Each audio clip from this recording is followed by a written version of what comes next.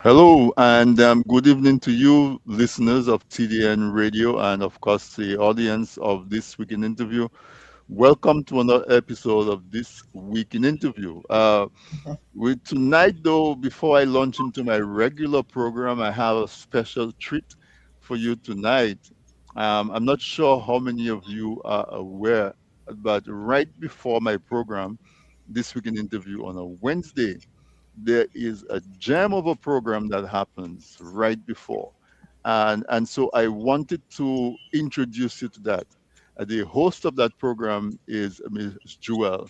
And I invited her to come on right after her program so I could introduce her to you and also introduce her to the program. So, Jewel, a very warm welcome to you on this weekend interview. You've been here before with Novelists, Yes. with your show Island Therapy, I think. Yeah, Island Therapy on Al Dissect. Jazeera.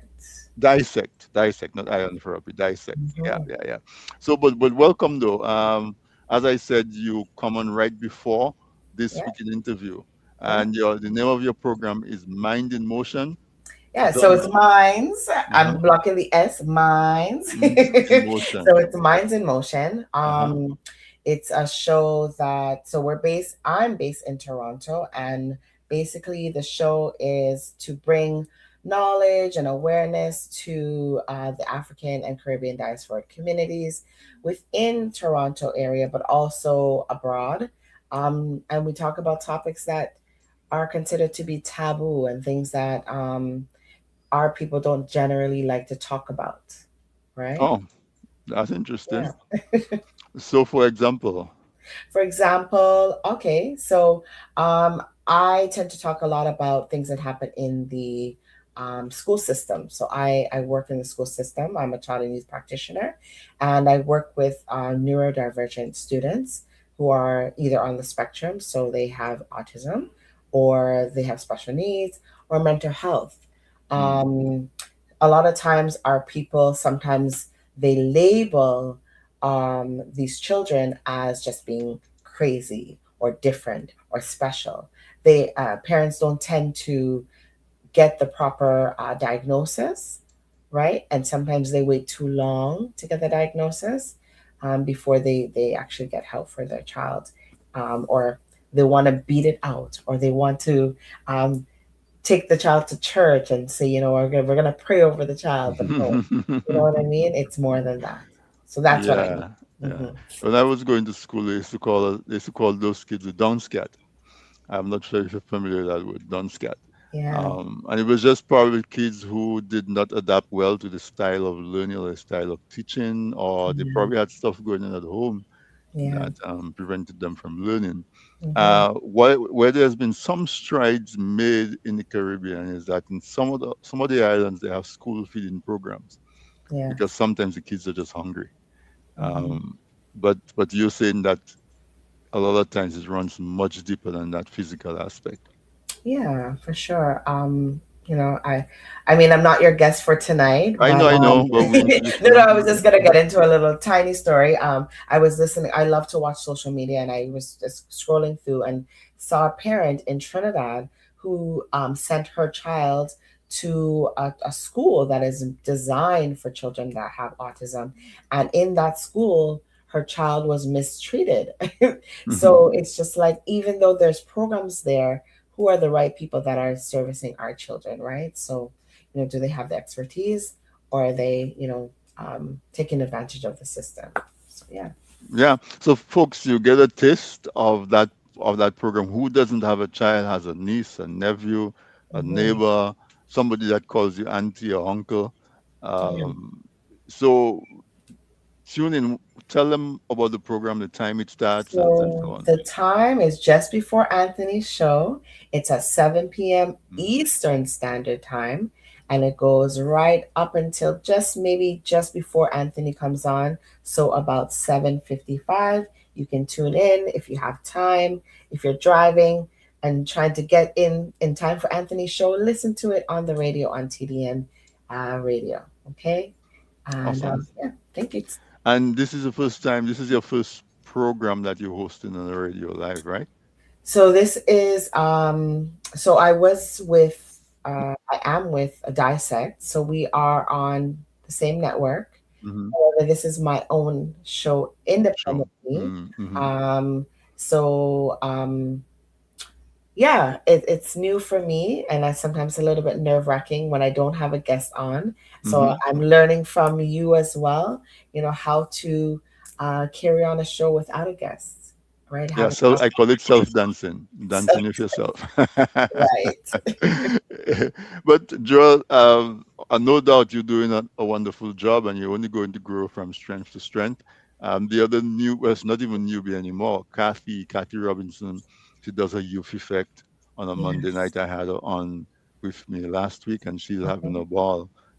So I hope you're having just as much of a good time. I am. All Thank right, you so great. much. Thanks for coming in and stopping by and saying Yeah. hello.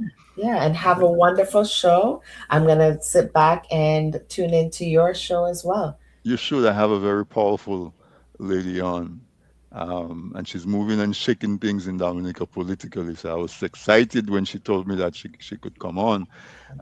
So we're in for an additional treat. So you were the cherry on top, and then now we're going we're going to get into really. I love talking politics. So I'm really All looking right. forward to that program. So Well, all the best. thank you. And have a wonderful show. Take care. All right, great. Thanks a lot. All right. Bye bye. Bye. The folks, there you have it, right? On a 7 p.m., on a Wednesday, 7 p.m., Minds in Motion.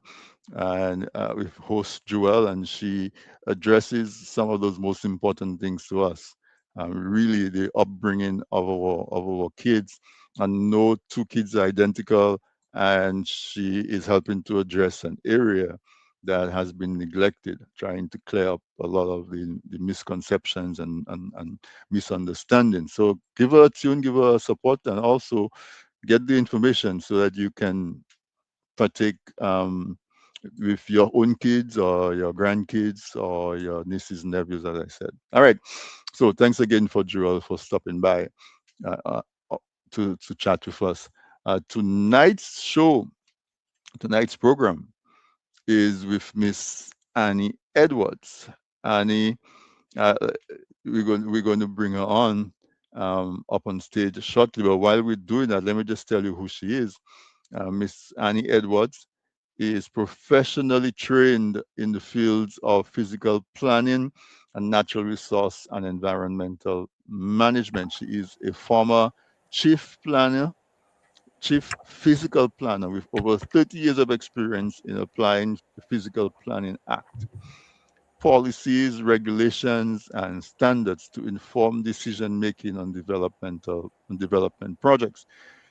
Annie holds a master's degree in natural resources and environmental management, and in project management as well, a bachelor's degree in information systems and management, a diploma in planning technology, and a range of certificates from other world-class institutions.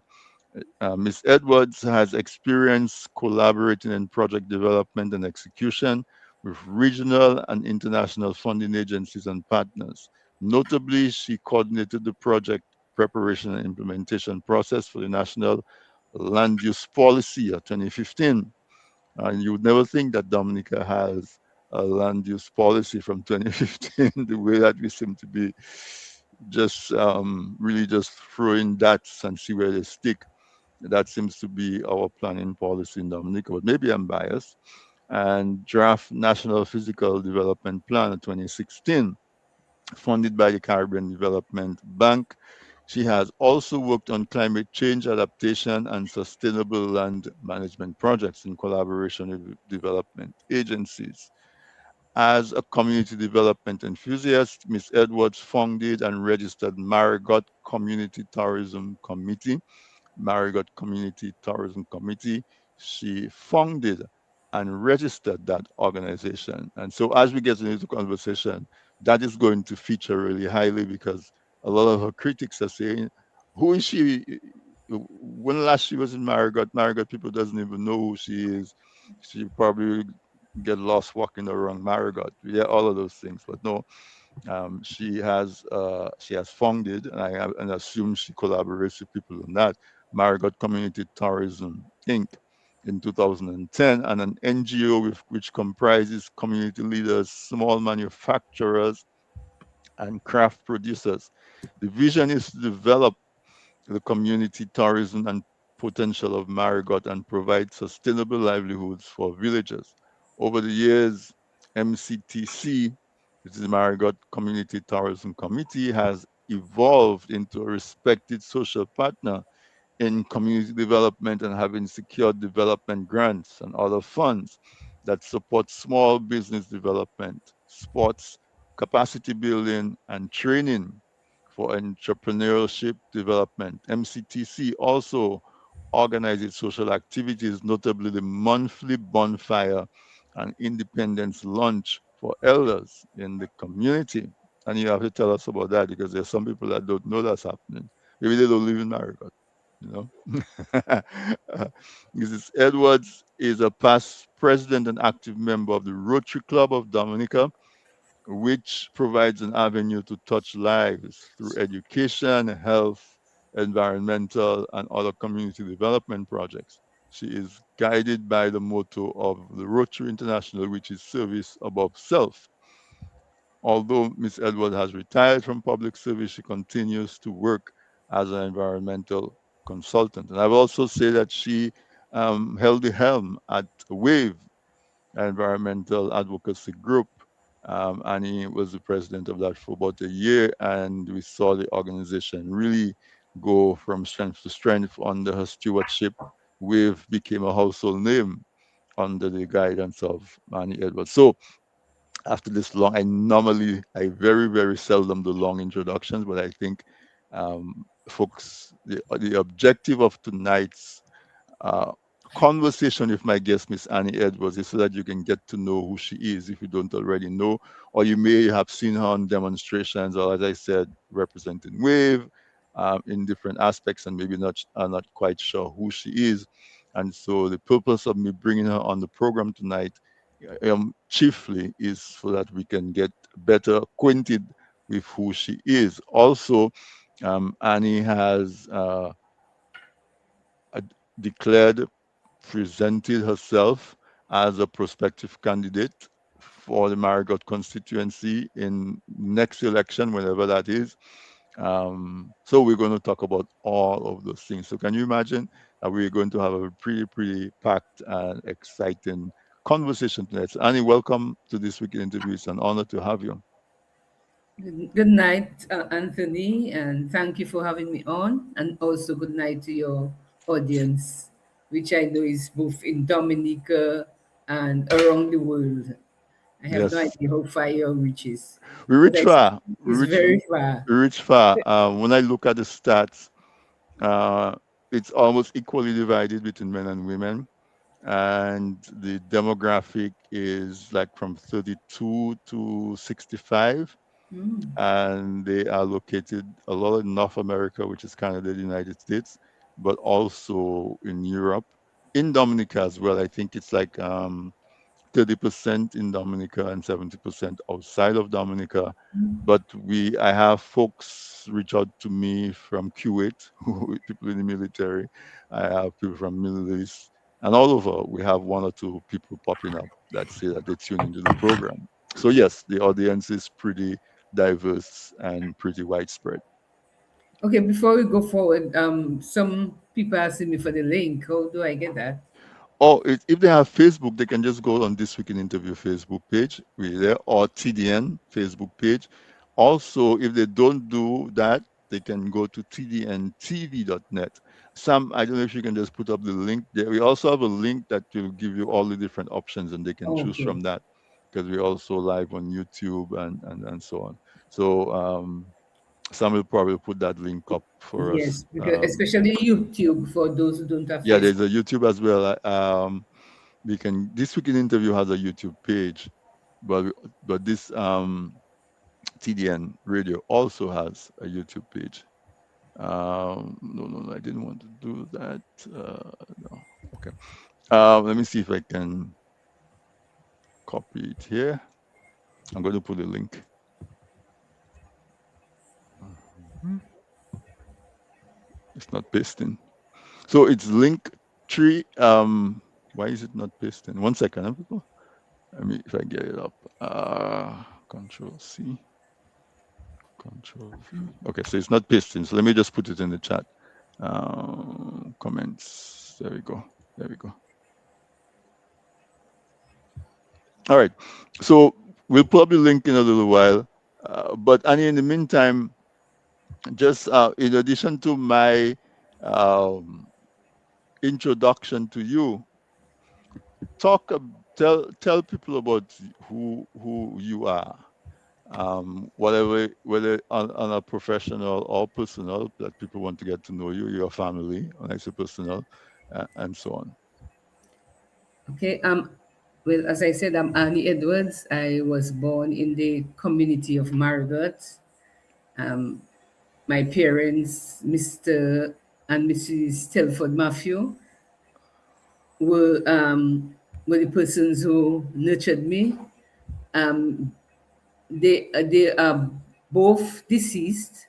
My father was from the community of Monjon, and my mother from Marigot. So we don't have too many Matthews in Marigot. There are one or two other families, but it's not a common family in Marigot, a common surname in Marigot. I went to school up to the primary school level in Marigot, and then I moved to that time, as you know, we all had to go to secondary school in Right? Roses. And I went on to the convent high school and then to the college, state college. Six By form then college it at the was the time, sixth right? form college. Hmm. Following that, I went back to my community. I worked as a teacher at the high school. The secondary school was just open, St. Andrew's High School, and that time I got a job there.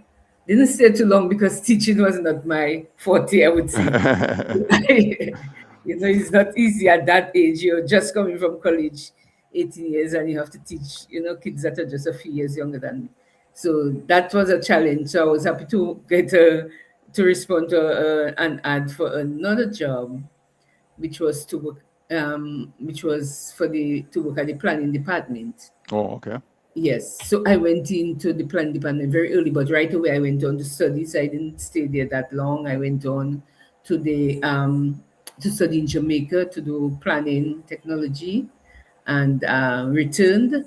From I returned, I got integrated into the system, and really that's when I start to understand what planning was all about.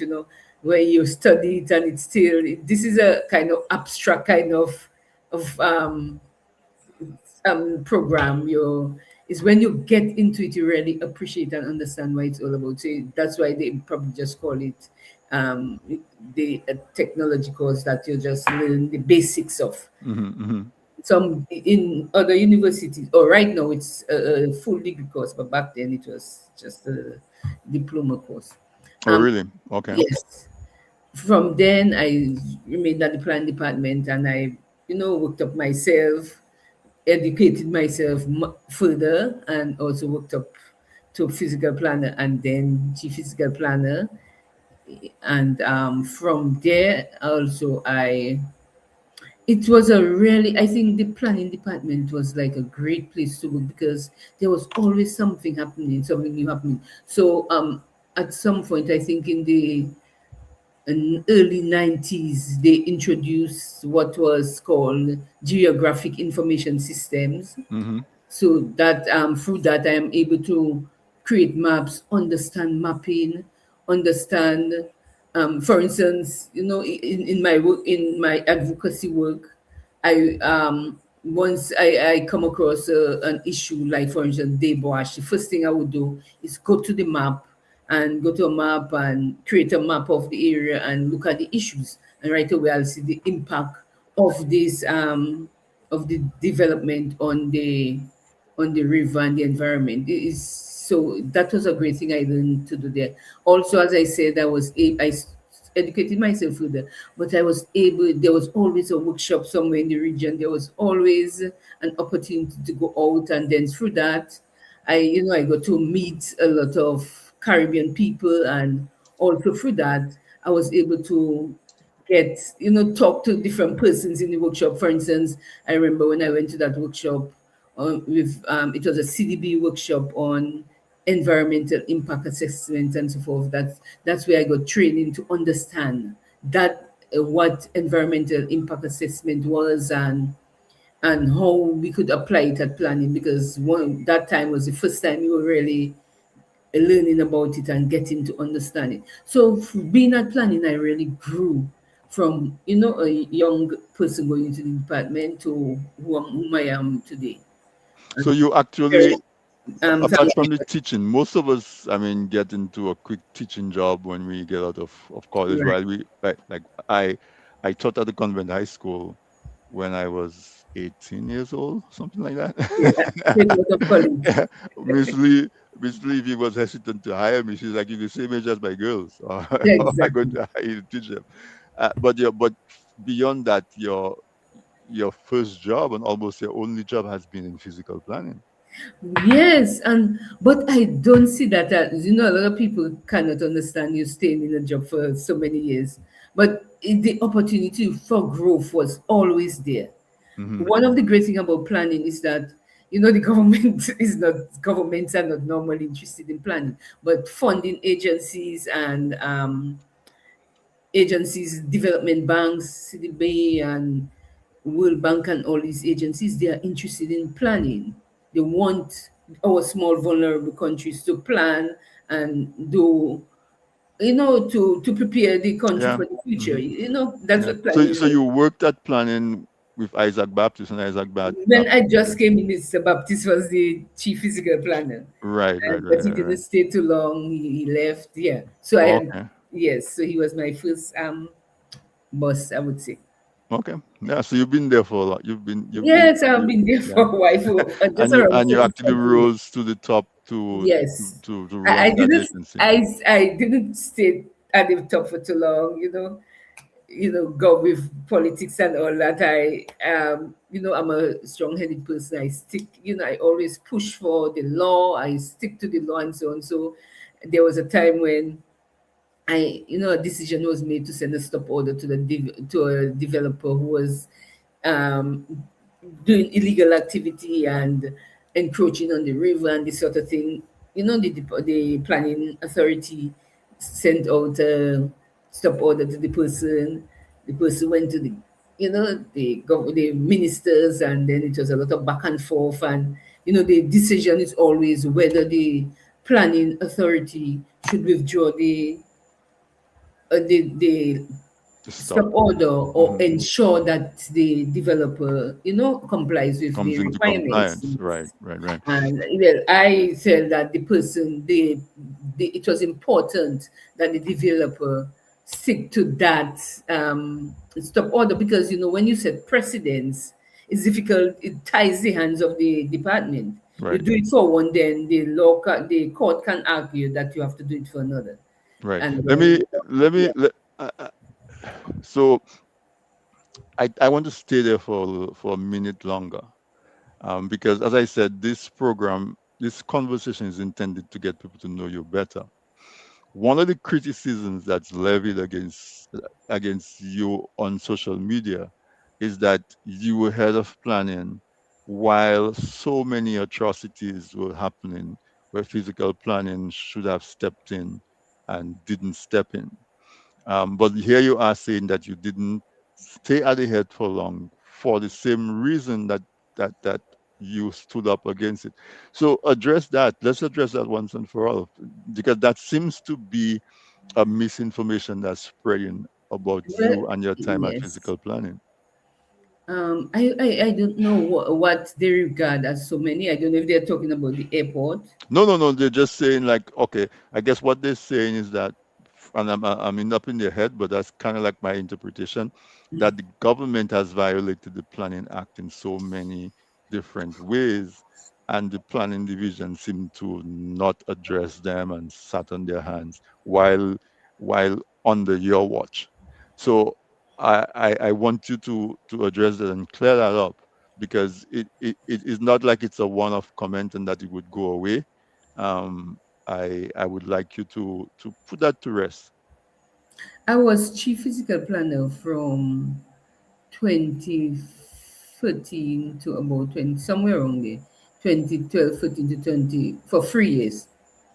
15, 13 to 15 for 3 years. Mhm, mhm. And so that's like about 10 years ago.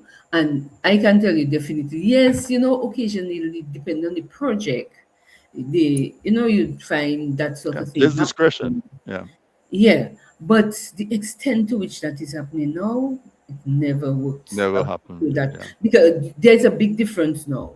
Right now, there's the CBI funds, and the government has the funds and just starts project without, even seeking planning permission. mm, In fact, all the major projects, when you investigate, they were done without planning permission, whether it's the airport, the marina, the I'm understanding even the tram and so on. But in the past, a lot of the development were funded by international development banks and so forth. A lot of our development of or other funding agencies and so on. And the important thing about these agencies is that you must do the studies first. You must have your planning permission and so on. right, right, right. So So there's they a may very big difference between now and back then. went I'm back not then. saying that there will not develop projects taking place without development, without planning permission. But somehow there would be a way where the we would always call on the department, government department that's responsible, to send in the plans, to work with planning and so forth. They might send it in, they might delay, but there was this collaboration taking place when I was there. I There remember wasn't that working what with seemed to be a Commonwealth. total disregard. Yeah, but now there's just a total disregard. And what I find is that despite the fact that, for instance, a lot of those apartments started out without planning permission. Plannings were maybe requested, but it appears that when the approval letter or the conditions of approvals was sent out, they were not followed, because every one of them have issues pertaining to environmental health, or just the Yeah, structural water issues of disposal, the. structural Yes. issues. Yeah. So Hmm. there's something happening that is different from back then. Hmm. Definitely. And when I was, by the time the airport, for instance, the airport project came in, started, I think before I left, there were preliminary discussions about it. And I know, there was discussion in the plan department, and we look at the maps and we look at the site in relation to the maps, and we saw issues and highlighted those issues, but those issues were not taken into Will not consideration. address. I remember Yeah. for the tram, Hmm. the normal thing for these big projects was that a team of us would sit together to develop the terms of reference. I remember planning, forestry, and environmental health, and maybe agriculture also. We sat together and to develop the terms of reference for the tram. Hmm. It was new.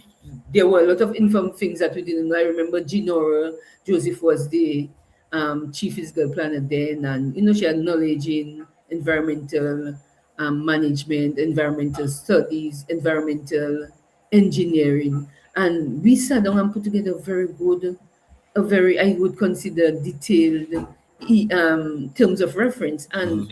And after I left, I understood that no EIA was ever done. So Right. it's really, not it's really dangerous. I would say what's going on. Right. Okay. Dangerous. Yeah, certainly. So environmentally, you are right up there among some of the major activists in the environmental movement, and it's necessary because uh, Dominica is a relatively small island, and so it's very easy for any one action to have a wide range of impact That's it. on the environment. In general, talk you if your expertise, just educate the audience a little bit about what goes into or what should go into the preparation, the submission by the developer, the approval of the planning department for one of those major projects. Okay, so for these major projects, the first thing you develop the concept, and it's always advisable that you don't go fully into the project, don't develop the full range of drawings yet. You develop the concept, You submit it to the planning department. It's reviewed, and then under the planning act, that's the process really. It's reviewed, and then the planning department prepares the terms of reference. So the planning team would then have to visit the site and look at all the different the base information, look at the hydrology, the topography, everything about the site, and also the land use issues, how it's going to impact the existing land use, and all these aspects, and develop the terms of reference. Then once the terms of reference are developed, they are sent out to the developer, and that person or persons are responsible for, first of all, employing a team of consultants is never advisable for the for the company itself to, especially for major developments like that. It's not advisable for the company to own staff to do the development. So Right. based on the terms of reference and the nature of the project, then you or the person, the team you employ, should consist of different persons with different skills or different um, knowledge base, and that sort of thing. So, for instance, the let's take the debwash issue. And in the debwash area, first of all, the first thing you consider is that it's close to the national park. It's close to the central forest reserve. So you need to have a forester or a ecologist or somebody with that kind of expertise on your team. Then it's close to a major river. It's in a watershed. So you Mm-hmm. need the hydrologist on that team. You need it's also involving the quarrying or mining of material. You need to have geologists or, or people in that sort of field.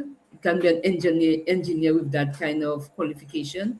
So basically, what you have to do is ensure that there are a range of skills on that team that will look at all the different likely impacts of your project and develop mitigation measures, study the different the existing situation, develop mitigation measures, and develop a management plan which will take care of how these mitigation measures are implemented. So that's basically what the EIA is. Mm-hmm. But also critical is that you have to take into consideration the people in the area. So most EIA teams for large projects also have a sociologist on it. So that person will review the social and economic situation of the neighboring communities, and review how, to what extent that project will be affecting them, whether it's positively or negatively.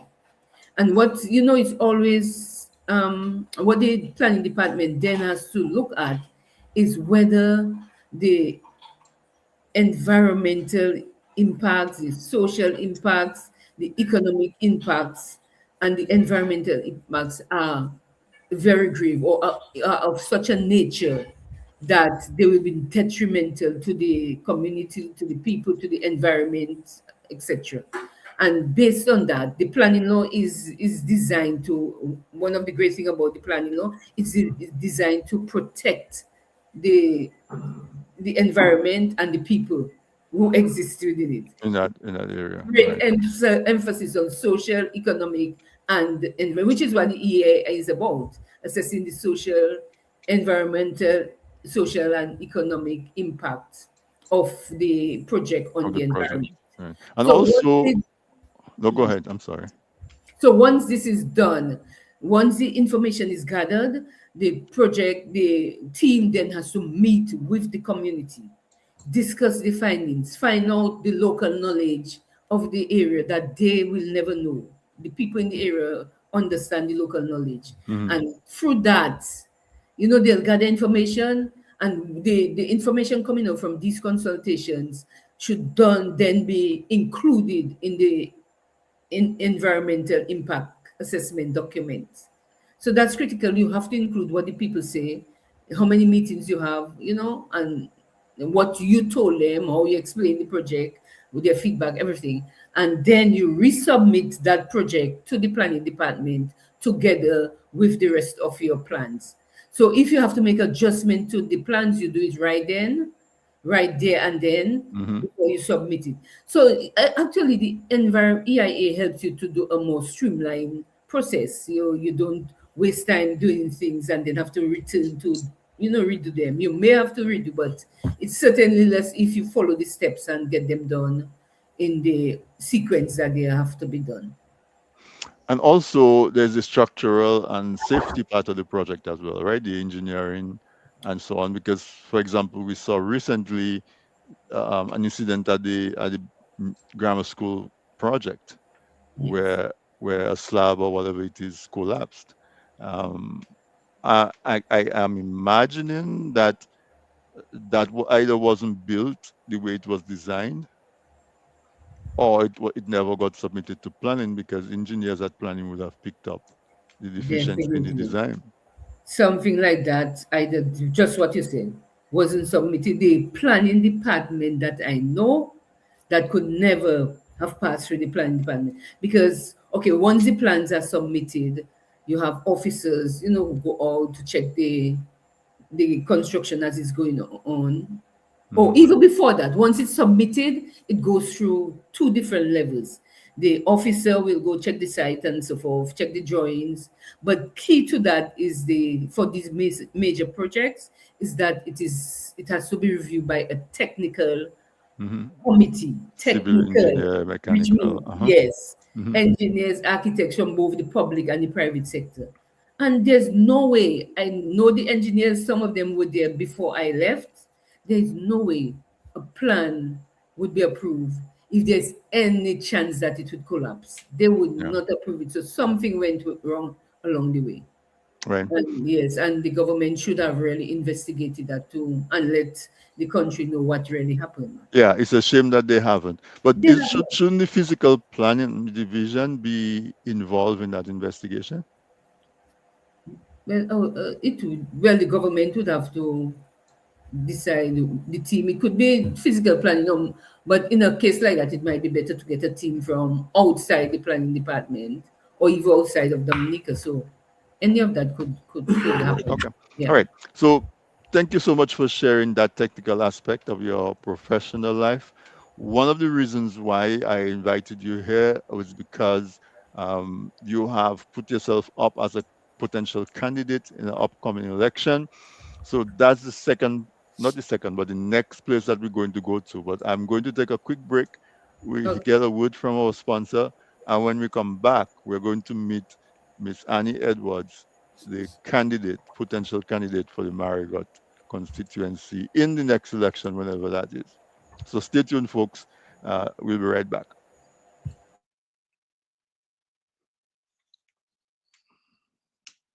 Presented by.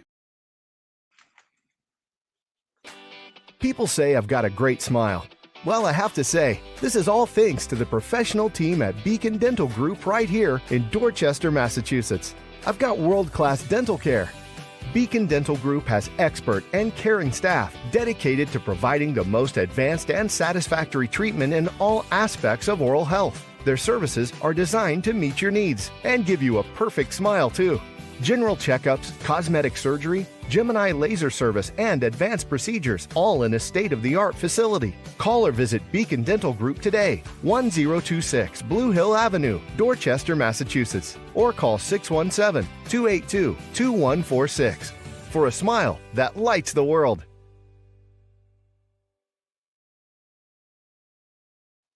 Running a radio station shouldn't be chaos. It should be simple, smart, and professional. With Joan Premium, your entire week schedule is beautifully organized and easy to manage.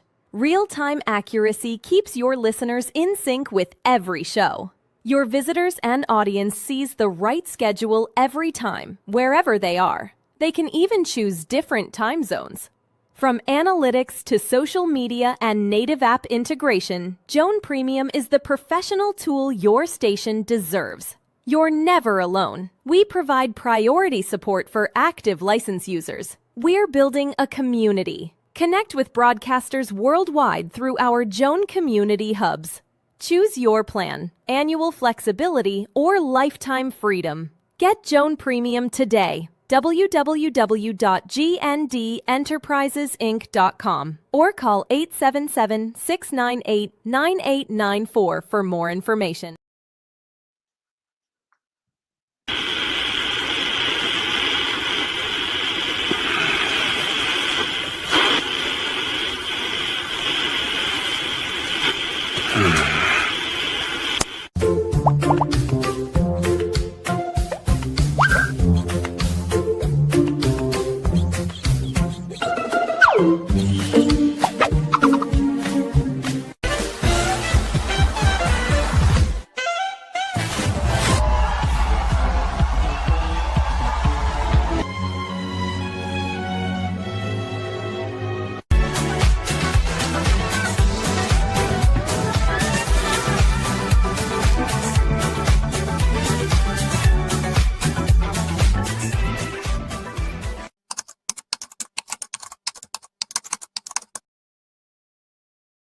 Looking to promote your business, engage current customers, and reach new people?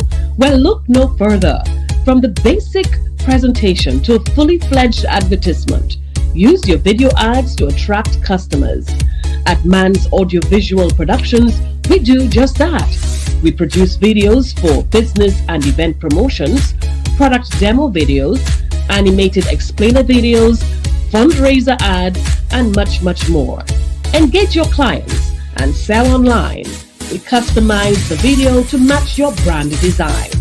Guaranteed to play flawless on all devices, including smart TVs. Contact us at telephone number 203-690-4342 or 767-245-6238. Visit our website, mansaudiovisual.com, or email us at derekvideo@gmail.com.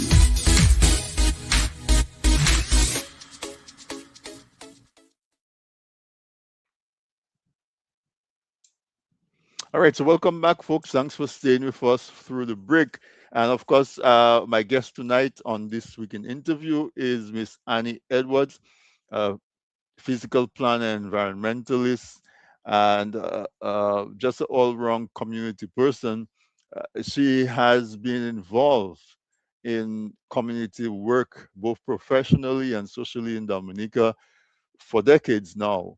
And she is on with us tonight because there's a lot going on in Dominica environmentally in terms of the projects that are happening and the sort of unplanned way in which some of this construction is happening, the lack of evidence of planning for events such as rain. And if you're in Dominica, this you're crazy to plan anything without taking rain into account. Um, uh, there's just so much. The world has moved on so much. Information is so readily available that it's mind blowing, the things that we see and how little attention is paid to the impact of our activities on the environment. It should be the opposite because Dominica touts itself as a nature island. So much of our economic activity depends on the preservation of our natural beauty. And so we should be heavily leaning on uh, protecting the environment rather than the other way around. As in Dominica, because uh, we've been spoiled, I think we've seen hurricanes and we've seen our forest bounce back. We've seen working our rivers and what appears to be the river bouncing back, but it's not really because so many of our rivers now, all the rocks have been harvested and we see how easily floods are happening. So folks are treating some of those activities like, well, no, we get a little dirty water because construction, but once construction is over, uh, the water will get clean again, and that's dangerous because in Dominica, we get used to dipping our hands in the river and drinking. But now we're hearing about different chemicals and stuff being released in the water because of where some of those activities are happening. But I'm going to switch gears a little bit Miss, before we do that, I have a question from one of the viewers, Annie. Uh, there's a question. Since some have taken to saying that Dominicans who want environmental assessment are enemies of progress, how would you balance development with environmental protection? We'll take that one question, then we're going to shift into the politics. I like to talk politics, so. Yes, so that is exactly what the environmental impact assessment is about. Mhm. It forces you to study the environment that exists and, and study how the project that you plan to develop is going to change that environment. That is what it's all about. Is how is it going to change the environment? So you're going to put an airport in Wesley. How is it going to change the environment? And for instance, we can now see how it is changing it.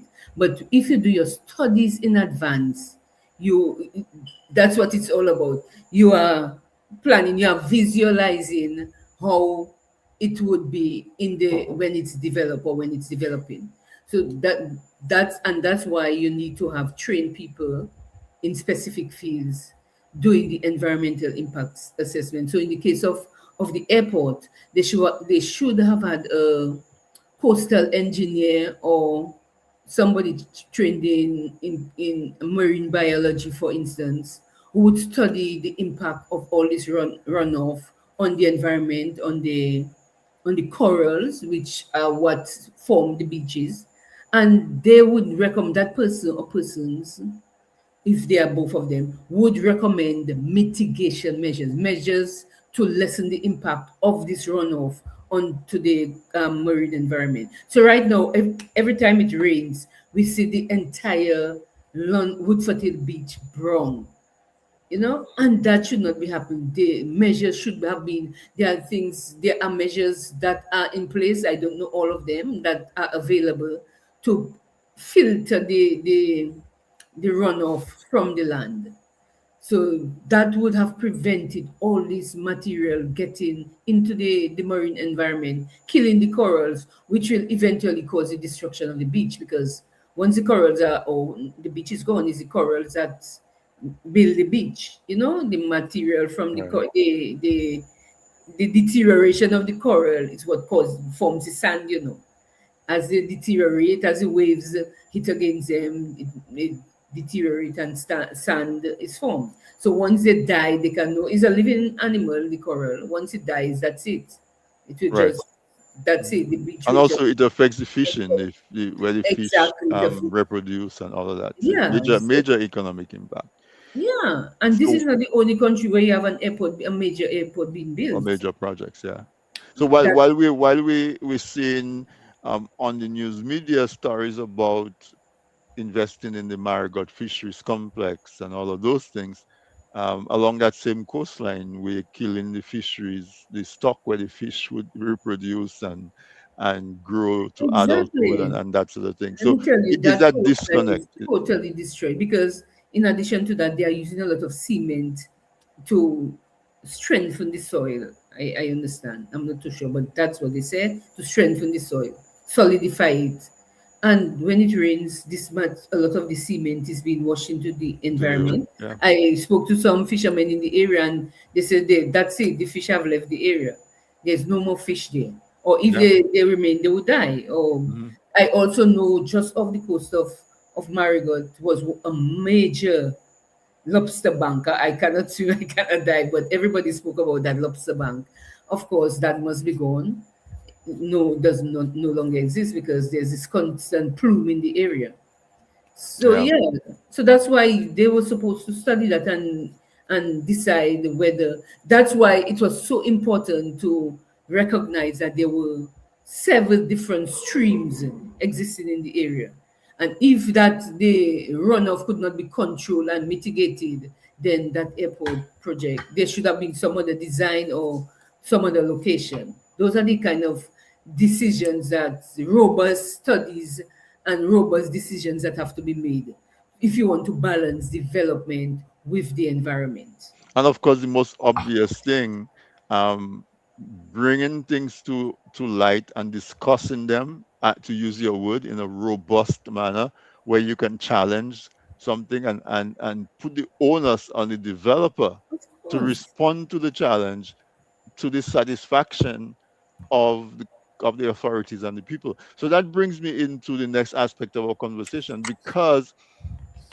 in terms of leadership of a community, where would the leadership of that community, say the Woodfordale, Wesley, Marigot, who are directly impacted by that type of project, to say, okay, let me, if the developer is not doing it, let me bring my people together and sensitize them to what's going on and the potential impact, which is where, I imagine, um, a leader like you would be useful, because you have the technical, um, background, and you're familiar with what can happen. So talk to us about, and you talk to us about, what is it that motivates you to, okay, first of all, is it correct that you have put yourself out there to be a potential candidate for the next election for the Marigot constituency? Tell us about that. Bring us up to date. What's the status of that? What has been decided, if at all? Just clear the airs, because there's a lot of yes and a lot of back and forth. Yes, I have put myself forward. Yay! It took me some time to to make that decision. You know, as you say, you know, I'm an activist out there, and it's just amazing that as I walk around, as I go for Roseau and throughout the countryside, you know, people meet me and tell me, "Thank you, no, thank you for talking of us." A lot of them say they would like to say things, but you know, the victimization, and some people, yeah, and people are, because of the victimization, people are afraid Hmm. Hmm. to do that sort of thing. So I have also been told by several people that, you know, you can get into politics. Several people have been telling me that, and I always say no. That I just didn't see myself as a politician. But you know, I guess gradually it you know wore out If not on you, me. who? Right?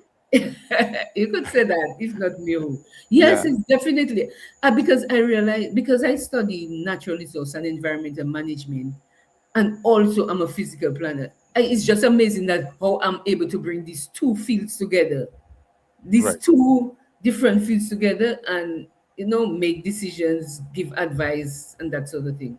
It's really helped, because when I did before, prior to studying environmental management, the environment was not considered as much when making decisions for the planning, for as a planner. Yeah, Right. the planning department has itself, before environmental management became you know, part of the law, made a lot of errors, I would admit, but Hmm. me having studied that has made it easier for me. Okay, Right. Right. so So as a community leader, then, yes, um, but I had this thing up where, persons are, I guess, correcting me that you did have meetings with Wesley community, trying to sensitize them to the issues related to the airport. yes. The first time I went up there, I actually went with Wave. Hmm. I heard them, you know, Afi announce that they were going to Wesley. So I just decided, you know, let me go to Wesley also. So we went to Wesley and we were basically made fun of. The people were jeering us and everything. And then we had a small meeting in a, you know, a shop somewhere in the village, and it was being brought live. So I that is when I really introduced the idea of environmental impact assessment. I spoke about the planning law and the necessity to ensure that such a study is done for such a massive project. And after that meeting, I went on a program, one or two programs on Q95. Matt contacted me and I went on and I explained further this idea about environmental impact assessment and ensuring that such a project need that study. But somehow the people obviously they were not concerned about that. I think they were more concerned. You cannot blame. They were more concerned about compensation for their land. Remember, they just woke up one day and heard that their land had been gazetted to Right. construct an international airport, and there was a lot. It's the process that was done to compensate the people was not a transparent process. Some persons were given money, in the early stages and large sums of money, and then a lot of people were not getting. People were hearing some were getting this large amount, some were hearing, some were getting smaller amounts, and I think people were confused, and everybody was hoping that they would be Compensation. justly compensated. Hmm. So there was an initial group of Wesley people who held meetings and tried to explain to the people what is happening and the fact that they need to come together and rally, together so that they will benefit from the airport. The airport would become an asset. They need to ask questions. How is it going to, what is the project, first of all? What does it entail? How are we going to benefit? Where the road, right now, there's an issue of the road to Portsmouth. Well, how would that road be dealt with? Look, right now the school children are in on a shift set system. By now, a school should have been built for the young kids. They go to school from 12 o'clock. So yes, I was part of this movement. I wasn't with that initial group, but later on I came on board. And yeah, I spoke to the people. I tried to explain to them that you have rights under the Planning Act. The Planning Act is actually is an act that is, as I said earlier, that is works in the interest of environmental justice, social justice, economic justice. Yeah, it's all for the people.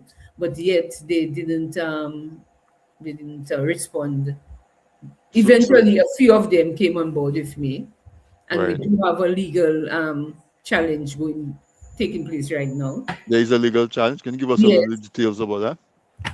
Okay. So If you can, I mean, I know sometimes if it's yes, still going on, there's limited as to what you can say, but yeah, it with that is. Yes. restriction, just Somehow we were able to get a lawyer. He's a King's Counsel. hmm His name is Leslie Thomas. His father is from Marigot, but he was born in England. And he agreed to come on board with us. There were other moves made through Wave, but these didn't materialize. But this guy agreed to come on board. I think he has a personal interest because he's part Dominican, but hmm he's based in England and right now. And we also were able to get funding from an agency to pay him because he need money.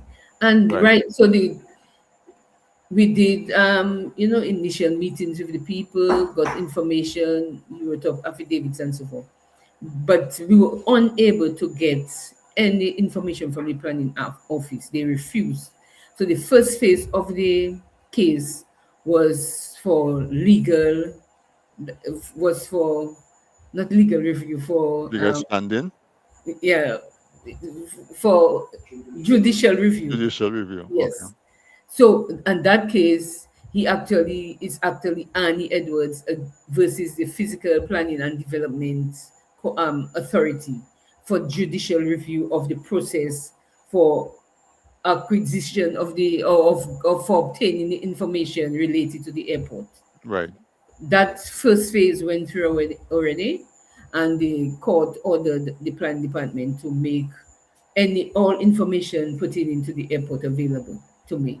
So I was able to know once that court decision was handed down, I was free. I was able to go into the planning department freely and get information. I got 6 files related to the airport, and the airport, the tunnel. There's the area, the disposal site for the material. There's one for an asphalt plant. 6 of them, and this, and I was also able to copy these documents. So they arrange a photocopying of the documents for me, and also I also got one for the airport, an EIA for the airport. I didn't get plans, but I got the environmental impact assessment So right now we are in the process of reviewing these documents, and the next phase of the legal challenge will kick in afterwards. So let me ask you a question. This thing about as somebody who has worked at planning, and this is a quote unquote public project. Is it not normal that the plans and all those things should be public information? That if somebody is interested, they should be able to go and access it. Yes, the Planning Act says that very clearly. In fact, I've always known that they have always told us, the head of the department, that the information at the plan department is public, Hmm. and anyone who comes there, we have to facilitate them. So we normally just take the documents to the printers, because they are huge documents, get them printed, let the person pay for it, and move on. We have been doing that all the time. So it's really strange that You had even to go to me, as court. a former planning officer, and I mean, I was really dealt with badly. Told I was actually, just before this the first court hearing, I was one of those persons told that we should not come back to we are banned from the planning department, Wow. because they had given us permission to get the EIA for Daywash, for the Hmm. Daywash project. And we scanned them. It was a team of us who went there. We scanned them and circulated the documents widely. We thought we were doing them a favor, but Right. actually they told us, I guess when they realized everybody saw the documents, they told us that we could no longer return to the department at all for any document. And the following Monday, they told us that like a Friday, the case was held the following Monday. And I mean, it was just as luck would have it, the judge just told the chief planner, follow the law. Hmm. You know, That's it. it's So like the a law waste is of already time. there. The law Yeah, is already there. It's just to follow the yeah, just law. follow the law. Yeah. Yeah. Yeah. So again, I would say that there is timing. So somebody in leadership in that region, that northeast region of Dominica, Marigot, Wesley, Woodfordale, with your expertise, would be invaluable. And so when you said yes, you have offered yourself for service. Um, it's as a candidate for United Workers Party. Yes, I said that. It is for United Workers Party. But has your candidacy been confirmed by the party, or is that process yet to happen? It's yet to happen. It's yet to happen. Okay. Yes. So it's in the initial stages where, okay, so when at the beginning of of May last Hmm. month, Hmm. I, started, just throwing out my name out there in the Hmm. community to get the reaction, and the reaction was quite good. So then I spoke to the chairman of the, well, it was about the 30th of April. I called the chairman and told him of my interest. Hmm. He told me, he acknowledged what I said, but he told me that they had selected somebody already. I told him the people out there I had spoken to are quite, open to me being there. They told me, if the two I'm interested, then, let's have more than one candidate, and then a decision will be made. So I told Right. him that. Mr. Linton called me shortly after, maybe the following day, and told me that he had heard. I confirmed, and he said the same thing. And also, I spoke to Mr. James the following day. So on the 1st of May and the 2nd of May, I spoke to them consecutively. And yeah, but I told all of them the same thing. The people are saying that, let democracy reign there. Hmm. And people have become much more interested in politics right now, because Right. there's a competition. Before, they were saying they were not hearing anybody, they didn't even know. When I told people what was said, they said, but we didn't even know who was going up. Nobody was telling us what's going on. Hmm. So that's why I found that there was an opening for me. Hmm. And Right. yeah, so then I've started working on the ground, going through the community, talking to people, and I have a meeting planned for Right. Friday where, I want to bring people together, and let's talk about marigolds and how it can emerge in the next 20 years, because Marigot over the last 26 years has just regressed. It's very clear. It's the last thing you see when you leave Dominica, and the first thing you see when you enter, and you can see great signs of decay, Yeah. economic, social, environmental, and otherwise. Otherwise. So, So I, look, what we're clarifying is that you have put yourself up in contention to be the candidate for the Marigot yes, constituency, and folks are like, well, if we already have a candidate for Marigot, why doesn't she run for a different constituency?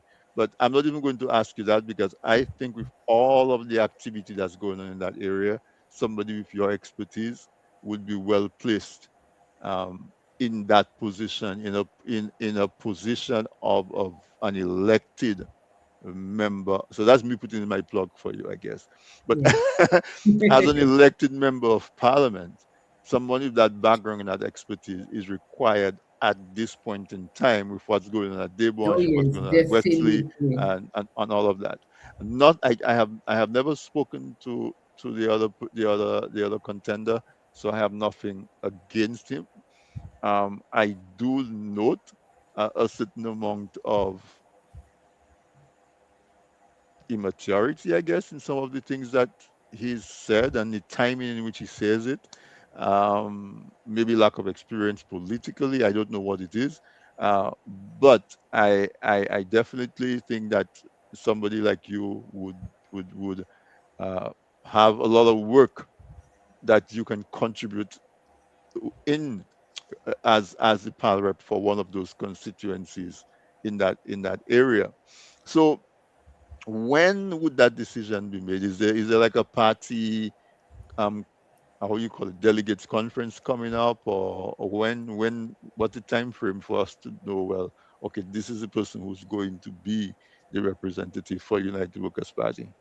Yeah, but I'm not too sure. But first, the first thing I would say is that I reviewed the UWP constitution, Constitution. and it says that the constituency association Or the constituency association. Okay. recommends, but the final decision is for the national association. Right. And I also know that they just recently, after I came on board, I think about maybe a week or two ago, they submitted Delbert's name, and they did not submit my name.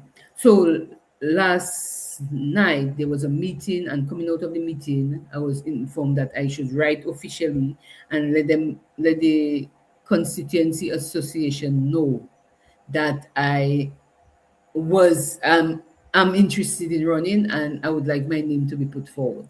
So I think maybe next week or very soon they will, because they had an initial meeting. Maybe by next week they'll make a decision. Okay. So, but if the constituency doesn't recommend you to the national committee, you can. Is that the only way in? Well, I also understand that. Well, it's there who told me to write. To them? Mm. Yes, so that's the most. I don't know what other. Yeah. Okay. So yeah, let's not go into the weeds too much. Right, yeah. Yeah. But I mean, those are questions I'm sure that's bobbling in everybody's mind. I don't want you to answer it. That's a Yes, question for your attorney to answer. exactly. Yeah, definitely. you know. But so make a pitch. Why you for Marigot? Why me? For Marigot constituency, Well, please. as you know from my CV, I've Uh, never left Margaret. You know, right. I formed that group that was in 2010. That is Hmm. more than 15 years ago. Obviously, I was not interested in politics back then, but I always have this love for people and empowering people, especially empowering people. And that is one of the reasons I've always supported UWP, because they had this slogan, teach a man to fish rather than give him a fish. Right. And so that always resonated with me. But I always love people, and that is one of the reasons why I formed that group, because I realized Margaret being an opposition seat in government, in the parliament, sorry, it it will suffer, and you have seen exactly that it has suffered. So Once I had gone on to study, I understood this community tourism. I decided to form the group there, and the group has grown from strength to strength. We have received funding for a number of projects, and some of them development projects like the SEMAs and also sports project, and also there was one biodiversity project for to develop a very pristine beach which was relatively inaccessible. So yeah, it's a great thing. And although it's that old, 15 years, the great thing is that it was set up so well that it was, with its bylaws and everything, that it has stood this test of time, and it is there right now. Hmm. They have branched out into other area. The current president is an avid sport swimmer. He has an aqua club. They have bonfire. There is the recognition of the elders. So every Independence Day, the lunch is held. The free lunch is held for elder persons 60 years and over in the community. Yeah, and people come and enjoy themselves, and and that during that time they also recognize people in certain sectors. So last year, I know they recognized persons in agriculture, outstanding persons in the field of agriculture. They have done teachers also. So yeah, it's a great thing, and I'm very proud that I've done it. When it was done, the vision was to be the for this community tourism to be the leader or the modern community tourism. I think we have achieved that because there's only one other community tourism group that really competes, and that's one in Meru. You You don't know, know about the Casablanca one, I see.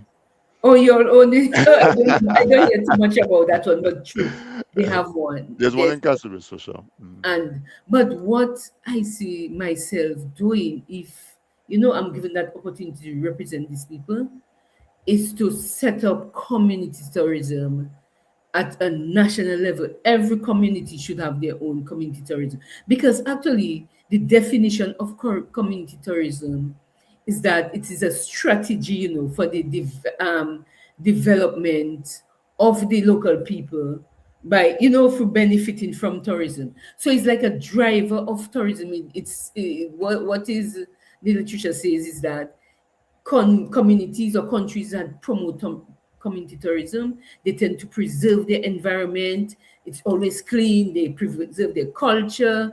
They preserve their history, and they develop them, bring them to such a level that um, conscious tourists, conscious tourists are attracted to that country. Community. Hmm. So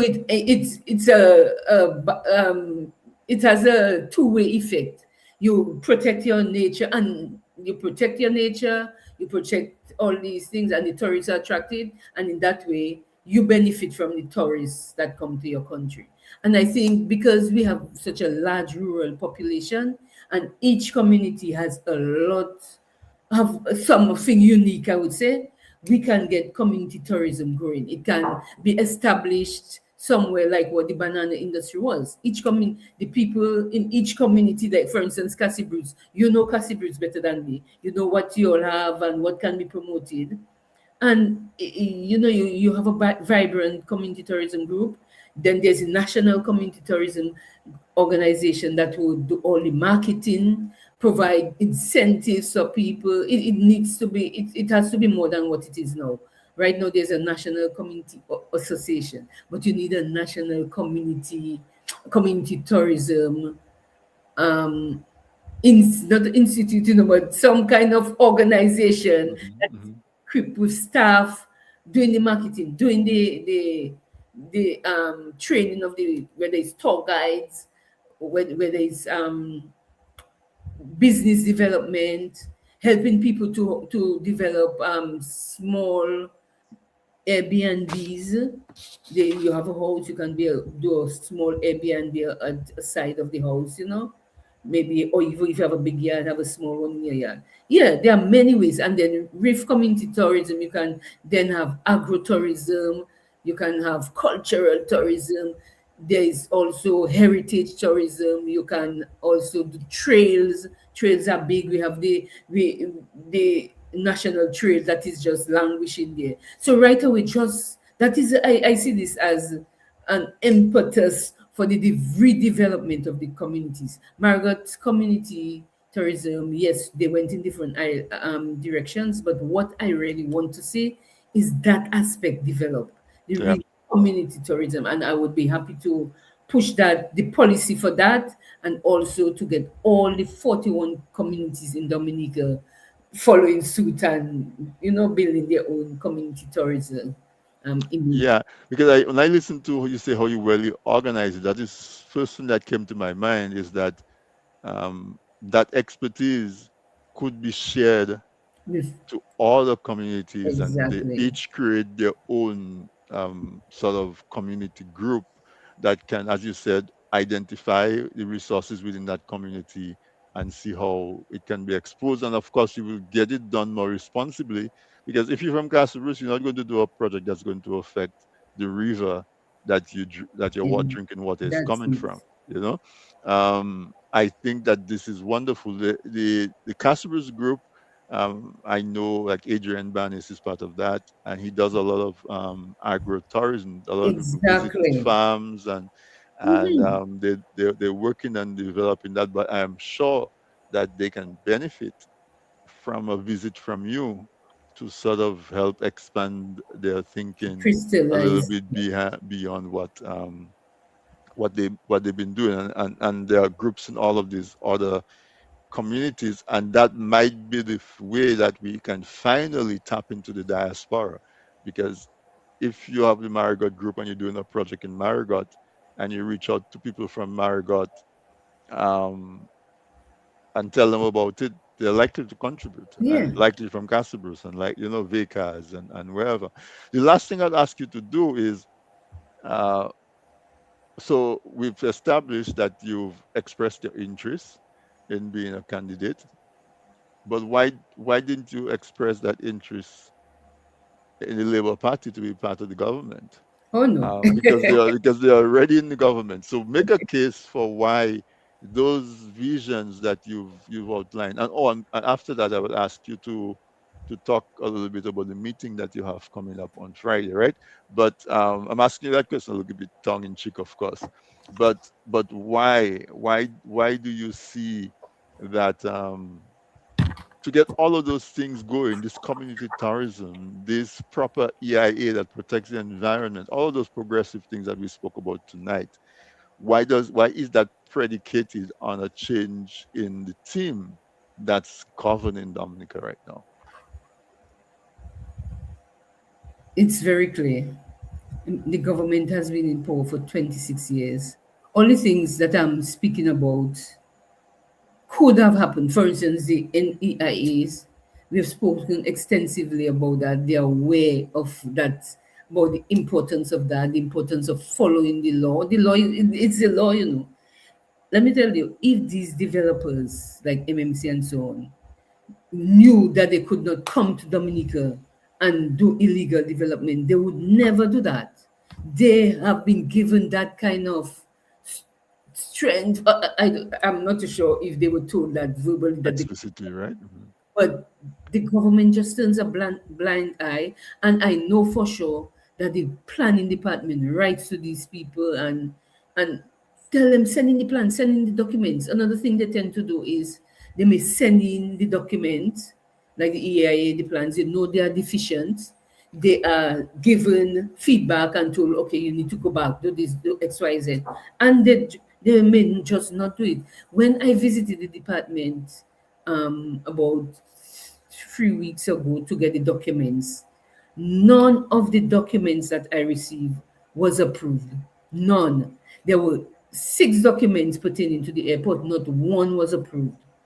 And I was able to view correspondence. They were being told submit the information and they were not submitting it. That is serious. Those are all major projects. Even they're talking about building, um, doing this underground tunnel. All these things are serious things. You don't play with these things. So, yes, so getting back to what I'm saying, the government is fully aware of the law, but they have given these I would say this development carte blanche. You can do what you want. When you were demonstrating against Zebwash, the Chinese ambassador came and said, "Oh, we will give him permission." I don't know if he doesn't understand or if he means permission comes from the prime minister, but he said they were given permission. That is very, very significant. So me being there, as I see Dominica really ready for a rebirth.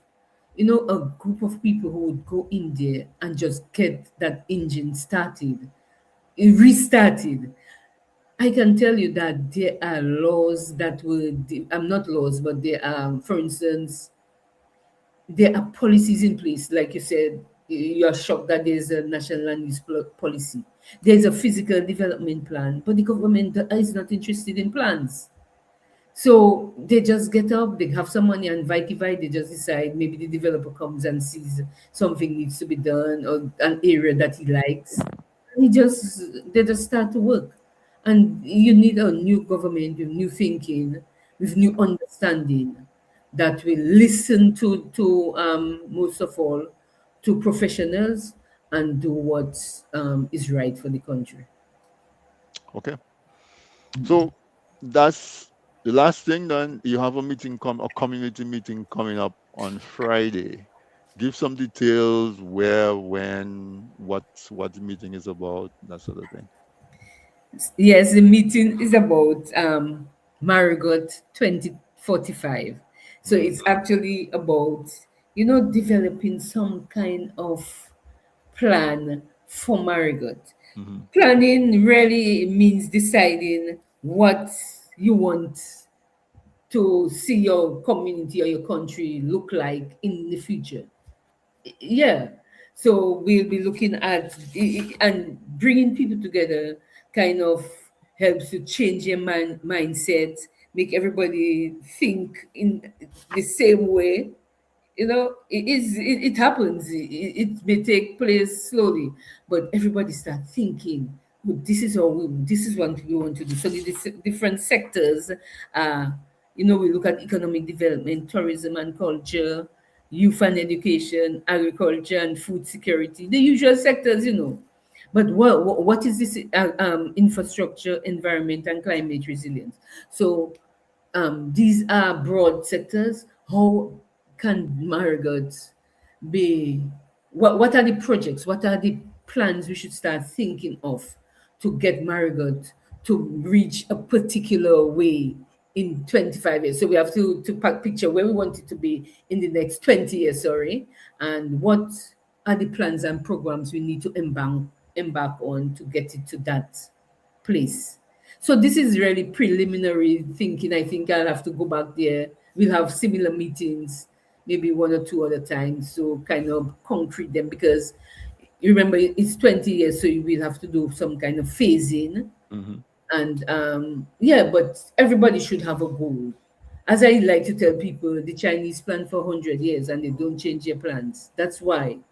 Planning is what the shows the difference between a developed country and a developing or underdeveloped country.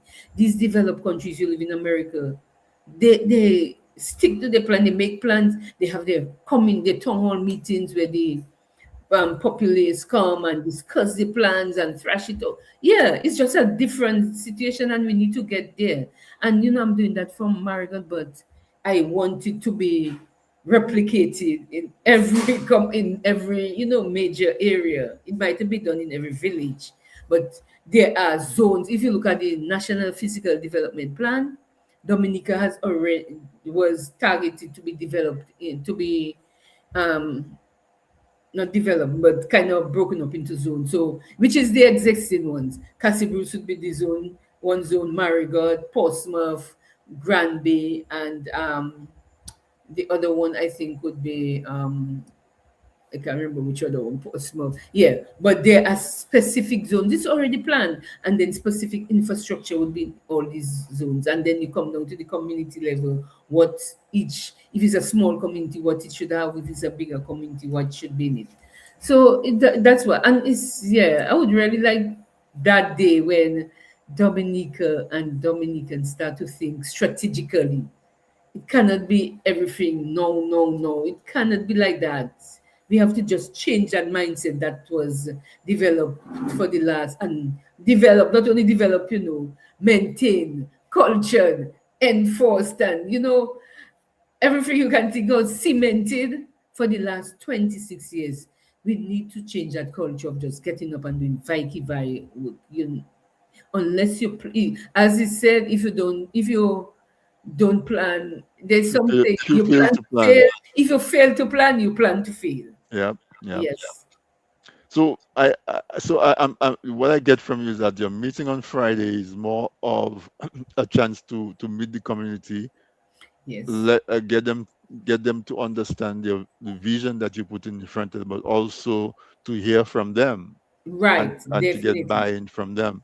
Yeah, Because that's what planning is about. Is yeah, really about the people. It's not you hmm enforcing your plan on them. It's they, you guiding them, and they tell you what is needed.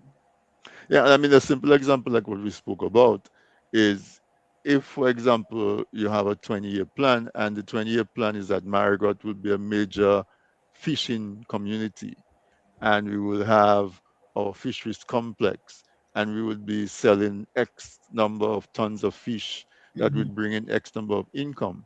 Immediately, when a project like that begins and you start to see that plume that extends down the coastline that's going to affect fishing, somebody's going to say, wait a minute, this doesn't match our Exactly. 20-year vision. Because when my son, who is 5 now, is 25 and he wants to take over my fishing business, there will no longer be any fish left for him, or you have to go further out Way into the ocean. to find the fish. And that sort of thing would guide the whole development Not only guide, exactly what you say is what it would do. The people already know that's their plan, and they would really demonstrate and get, protest against this sort of thing. That is why the people in Wesley maybe haven't done anything. They had no vision for it, for the land. They were happy as farmers. The government just came on and changed the whole landscape and the land use and everything in the area. So they are not part of it, and they most likely didn't know how to fit in. But if they knew what if there was a plan and what it entailed, they would have agitated more. So yeah, that's why it's very important to educate your people, motivate education, that leadership that's motivation, required. And it's leadership. not just Yeah. a plan where you sit and you talk about. It's a plan that comes from your mind, and it eventually finds itself on paper in a document. You know, Okay. Did we say that somebody's the meeting is on Friday? I see so somebody say it's on yeah, Saturday. maybe Yes. so it's on Yes, Saturday. Saturday. Maybe I Yes. said Friday. So to clarify, the meeting is on Saturday at 5 5 p.m. p.m. Yes. What's the venue? The Margaret Primary School. The Marigot Primary School, 5 p.m. It's Will Strathmore Stevens Primary School. Yeah. Will Strasmore Stevens Primary School at 5 p.m. Yes. Folks, even if you're not from Marigot, I encourage you to go. Because what from this conversation you can understand that Miss Edward is a big thinking person, and so a lot of what she would discuss at Marigot would probably be applicable to Castle Bruce, would be applicable Yes. to Laplane, would be applicable especially to Wesley and Woodfordale. And so I'm sure she wouldn't turn you away. There's nobody checking your residency when you come to the door. So I encourage everybody from Marigot to go. Everybody from Marigot to go. Whether you are a supporter of the incumbent in the Exactly. government, You don't have to be a you supporter don't. of Everybody me. just go, because Yeah. if you have some objections or you have a preference, go and try to reconcile your preference and say, okay, yeah, reconfirm. But and also get ideas that when you go discuss with your preference, you can tell him or her, um, this is what we understand that might be required. I think it's a good idea. So everybody, 5 p.m. on Saturday at the Will Strathmore There's one more name, Stevens. Stevens, Stevens. Primary School. W.S. Stevens. Okay, and also it will be brought live by Ronnie Roy. It's- So, Okay, on his page or on his page, on his we page. do a Okay, live feed. okay, okay. I don't know what we have on at the time. I'll talk to Sam to see if it's possible at all. We can probably carry some or part of it for the folks who are not in Dominica. Yeah. But my idea at TDN and this weekend interview is to support everybody who comes um, and is willing to serve. Yes. I don't have a I have my own personal bias, but I will not turn somebody away if they're willing to come on and to put their ideas forward and to explain and to educate our audience and to give them information. Everybody is welcome. But Annie, I reached out to you and I know you're super busy. So when you said yes, I can come, I was super, super, super elated. Okay, So thank thank you. you so much for your time. The audience obviously appreciated. You can see from the interaction that we had.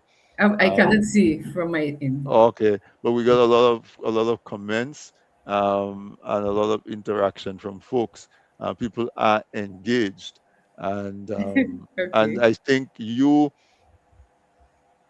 entering that arena has given an impetus, has activated a lot of interest Yes. um, that we have not seen because for the last few years we've seen a lot of reaction, folks reacting to something that somebody said or something that happened or an incident or so on.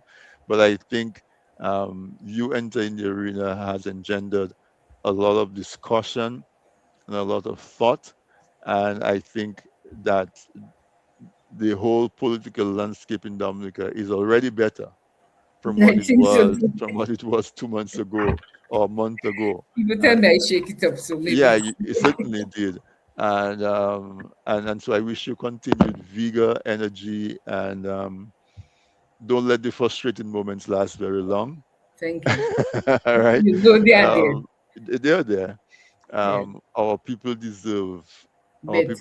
good leadership, and so I'm excited that you're putting yourself forward for that. So closing remarks, and let's let the people go into bed.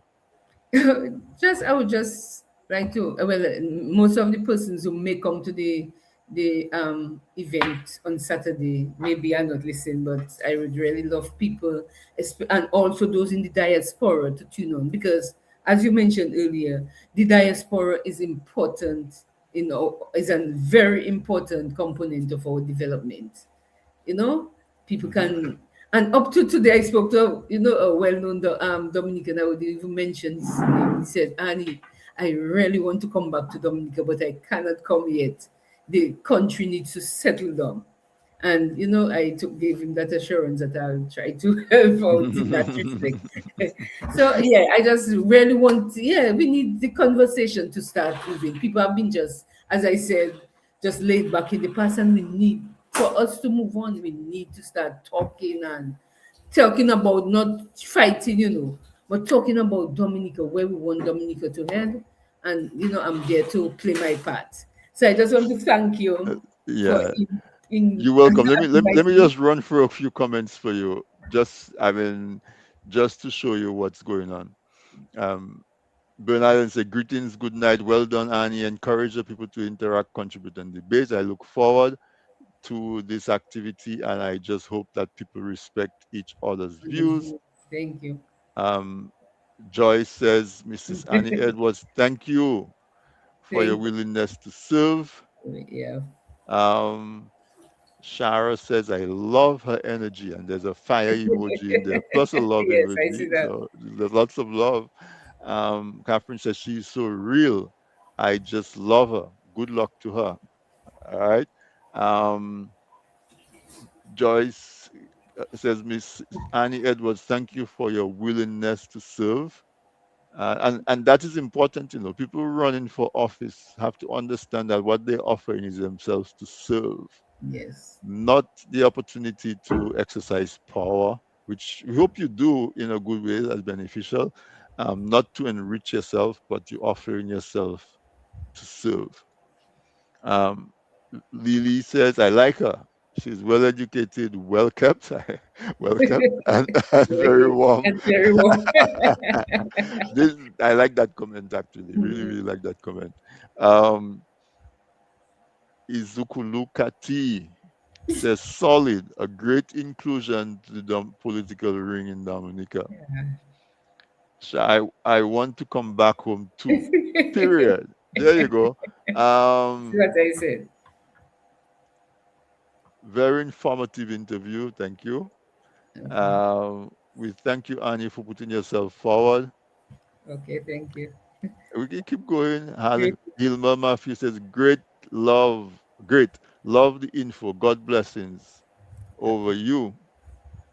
And Eh. Willie, Charles really. since Barbara's tongue, it's a long time we had not had a woman leader. I am In in Marigot. Marigot, I guess. Yeah, in Marigot. Charles Williams. Yeah, yeah, yeah, Or yeah. Barbara Tongue was she had gone up now? I'm not too sure if she had gone up anyway. Okay, but you get the idea. There's a lot of Yes. love. There's a lot of love and Also, there were appreciation. Dominicans, a lot of Dominicans. Yeah, and gratitude on, for what you're doing. So I hope that encourages you and that okay, gives yes, you some definitely. I motivation. must admit that walking through Margot, I have been very encouraged and motivated and so forth. People are Awesome. quite happy to have somebody, talking to them, Right, right, at right. least talking.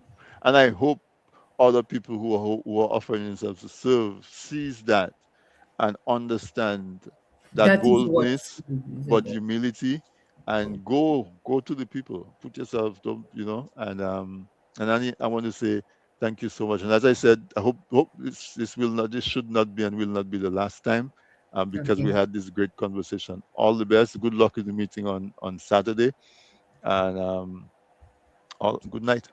Okay. Thank you. Good night. You're very welcome. Okay. Okay. So, folks, there you had it. Another wonderful episode of This Week in Interview.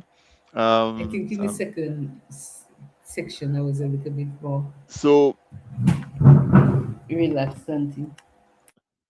so, you know, great lady. She's an environmentalist, so she's close to my heart just for that. And I love to talk politics. I think the addition of these professionals uh, is very welcome, very refreshing, and we hope and wish Miss Edwards all the best. We Dominica definitely deserves great leadership. Uh, we see a deterioration in things happening in the interests of the people from the leadership of the country. In talking to Annie, and she was talking about doing the community group and community tourism, and then setting it as an example that can be replicated around the country. You get that idea of the decentralization of and the empowerment of the community, but decentralization where you have pockets of economic activity going on, and this is so the opposite of what seems to be in the playbook of the incumbent government, where things want to be concentrated. Everything gets squeezed into a funnel, like when you're icing a cake, everything comes through that little tip. Uh, we were trying to do some stuff in Castroville for the reunion, and with the sports and the sports field and stuff like that. And when we try to say, okay, who is the sports committee that we have to ask for permission, you understand that there's a sports committee that's constituted from central government. And things that you would just organize with the footballers and cricketers now need central government's approval and input and whatnot. But what I guess I'm saying is that one of the things that we have to go back to is that independence of uh, individuals coming together in a community for the benefit of that community. That's one of the things that we need to get back to.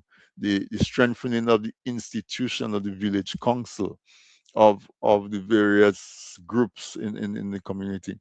So on Saturday at 5 p.m., at the primary school in Marigot. Miss Annie Edwards is going to be meeting with the community. Please, if you are able, go there and ask your questions. Be respectful, ask your questions, and get your questions answered. And also, she said it will be streamed live.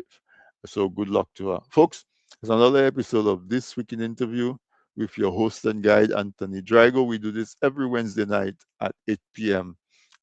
Eastern Standard Time, where I try to get folks who have things of interest to discuss, contemporary things, and we do it in such a way that's very, very different from what you would see if you just pick up a mouse or your remote and click it and so on. We try to not just be a Me Too kind of program. We've been doing this for, I think this is our 14th season, something like that.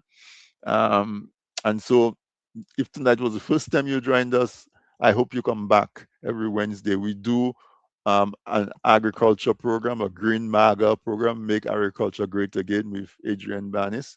And I also do we do that once a month. And we also do a program with Alex Bruno, just talking about the whole general socio-economical, political environment in Dominica and the Caribbean. And then we do culture, we do books, we do plays, we do songs, we do health. And so with that, I want to tell you good night, and I will see you again next week, Wednesday.